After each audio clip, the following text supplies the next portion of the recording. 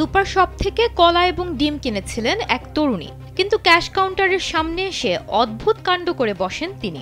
কলার খোসা ছাড়াতে শুরু করেন ওই তরুণী। তার এই কাজ দেখে হতবাক হয়ে যান উপস্থিত সবাই। তবে অদ্ভুত এই কাজ করে তিনি পার পাননি, তাকে মোক্ষম জবাব দেয়া হয়। এ খবর জানিয়েছে ভারতীয় সংবাদ মাধ্যম নিউজ 18। ইতোমধ্যে এই ঘটনার একটি ভিডিও সামাজিক যোগাযোগ মাধ্যমে ভাইরাল হয়েছে। ভিডিওতে ওই তরুণীকে বলতে শোনা যায় তিনি কলার খোসা খান না, তাহলে তিনি কেন কলার খোসার দাম দেবেন? খোসা সহ কলা কিনলে ওজন বাড়ে।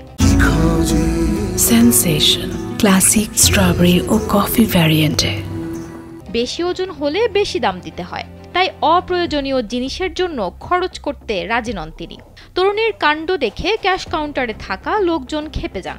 অবাক হয়ে তরুণীর অদ্ভুত যুক্তি শুনেন। তরুণীকে কোনোভাবে বুঝাতে না পেরে উপযুক্ত জবাব দেওয়ার সিদ্ধান্ত নেন ক্যাশ কাউন্টারে থাকা এক ব্যক্তি। তিনি ডিম ভেঙে তার খোসা ফেলে দিতে শুরু করেন। তিনি পাল্টা যুক্তি দেখান এগুলোও অপ্রয়োজনীয় অংশ, তাহলে আলাদা করে নেয়াই ভালো। মোক্ষম জবাব পেয়ে তরুণীর রেগে যান। এরপর ওই ব্যক্তির মুখে কলার খোসা ছুঁড়ে মারেন তিনি। ওই ব্যক্তিও তরুণীর ওপর ডিম ছুঁড়ে মারেন। ভিডিও দেখে তরুণীর সমালোচনা করেছেন নেটিজেনরা।